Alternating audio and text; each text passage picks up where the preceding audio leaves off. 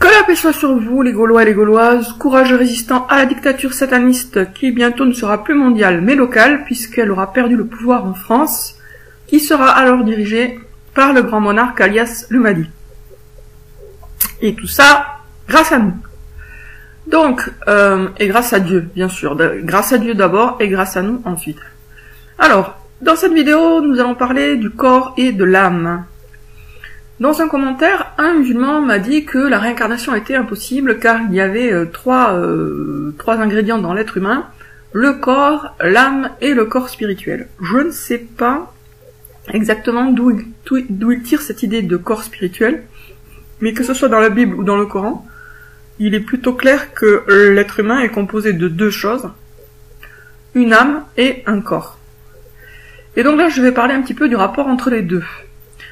Le corps, bah, on sait ce que c'est, hein, c'est l'organisme, voilà, c'est le corps physique, c'est notre véhicule. Voilà, l'âme est le conducteur et le corps est la voiture. L'âme prend les décisions. L'âme pense, l'âme réfléchit, l'âme est émue, etc. L'âme, c'est nous. Le corps est juste le moyen d'action de cette âme dans le monde physique. Sans corps, on ne pourrait rien faire. On a par exemple une intention, on veut, je sais pas moi, se saisir d'un verre sur une table. Notre corps, comme un bon outil, un bon instrument, fait le geste qui va nous permettre de saisir le verre. Donc en fait, le rapport entre l'âme et le corps, c'est le rapport entre le stratège et l'armée, ou entre la volonté et l'action, la possibilité. Quand on devient esclave de son propre corps, le corps lui-même n'est pas content. Si par exemple on mange, le corps nous suggère que voilà, on a envie de ceci ou de cela à manger, et qu'on mange absolument tout ce que le corps nous suggère, en fait le corps va lui-même pas être heureux puisqu'il se sentira mal parce que trop chargé. Donc le corps est à sa place quand il est vraiment juste le moyen d'action de l'âme. Et en même temps, bien sûr, il faut que l'âme prenne soin du corps, puisqu'elle en a besoin pour continuer à exister dans la matière, et donc elle doit soigner son corps de la même façon que le conducteur du véhicule doit prendre soin de sa voiture s'il veut pouvoir rouler longtemps et où il veut. Du coup, l'âme, en fait, elle doit s'occuper et du corps et d'elle-même. Elle doit prendre soin d'elle-même, et elle doit prendre soin du corps. Elle a beaucoup de boulot, l'âme. De nos jours, il y a une inversion qui est faite, on met le corps au-dessus de l'âme, déjà on nie l'âme, et du coup, tout est réduit au niveau du hasard, c'est-à-dire que la volonté est passée sous silence, que ce soit la volonté de Dieu, ou même que ce soit la volonté de l'homme, de l'être humain.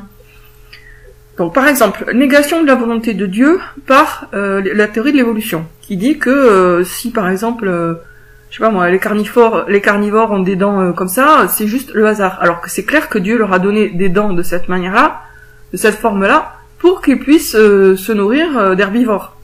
Et pareil pour les herbivores, à qui Dieu a donné la rapidité pour pouvoir fuir, des dents adaptées pour manger l'herbe, etc.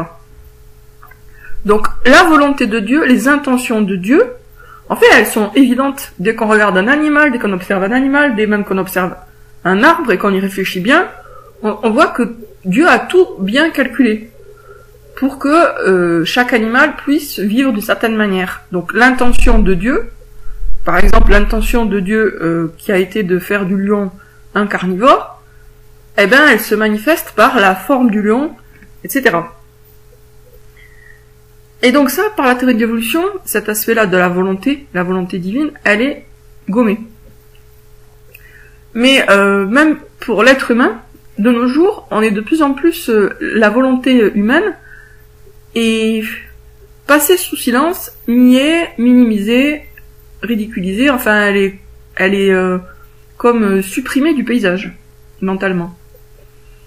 Si vous regardez par exemple, ça c'est juste un exemple, mais si vous regardez dans les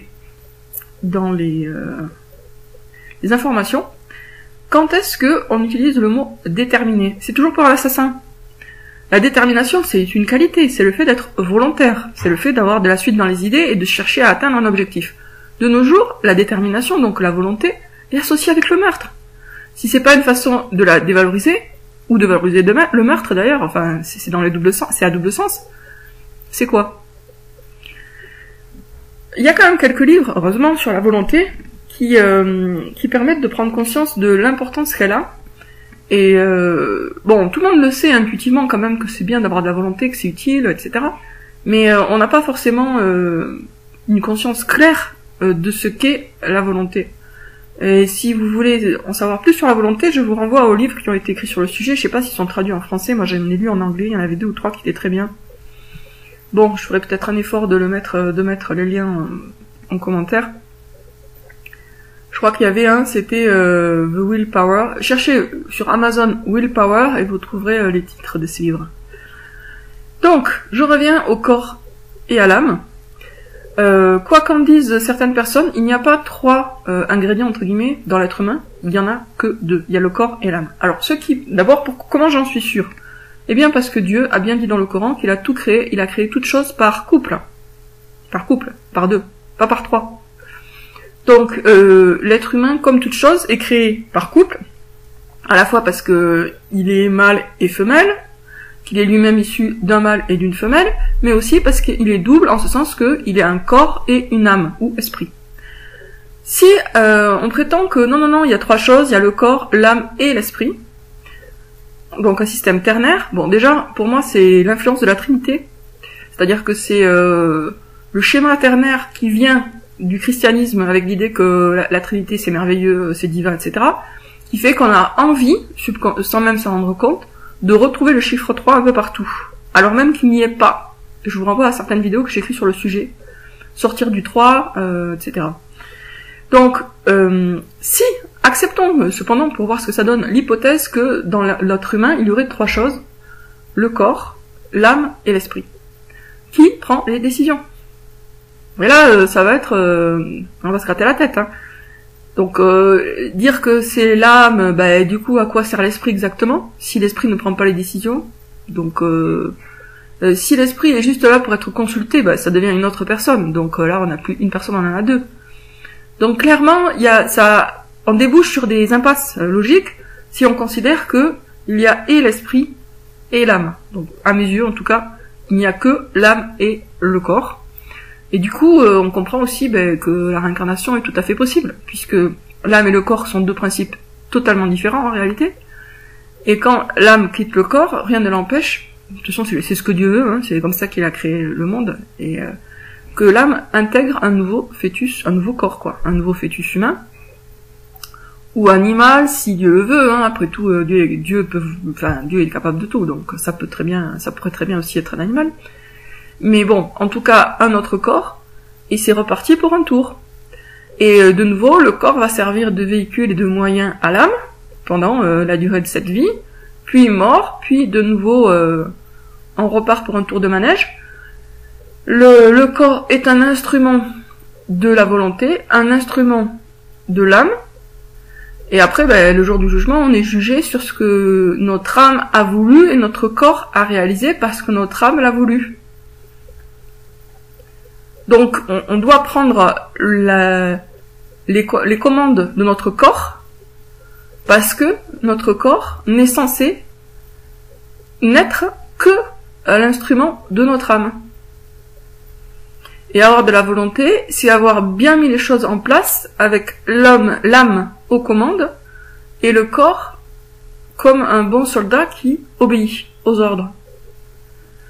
Et si vous avez une vision claire du rôle de l'âme et du corps, c'est plus facile d'avoir de la volonté. Les gens qui sont volontaires sont des gens qui font bien la différence entre leur âme et leur corps. Je sais plus quel personnage du Moyen-Âge se jette dans une bataille et il s'aperçoit qu'il tremble, autrement dit il a peur. Et il s'adresse à son propre corps et il dit « Tu trembles, carcasse ?» Eh ben tu vas voir. Et hop, il va au plus dur du combat. Donc lui, pour lui, la différence entre l'âme et le corps, elle était claire. C'est pas parce qu'il a tremblé, parce que son corps a tremblé, qu'il a obéi au corps. Son âme a imposé sa volonté à son corps, même si le corps lui-même, vivement, il avait la trouille. Et c'est ce qu'on doit faire. On doit surmonter les réflexes de notre corps, que ce soit l'envie de manger ou la peur, etc. Parce que le corps a plein de sensations. Mais la dignité de l'être humain, c'est que c'est son âme qui dirige et pas son corps. Certes, l'âme prend soin du corps, mais elle reste la maîtresse en toutes circonstances. Sur ce, je vous dis à bientôt les amis.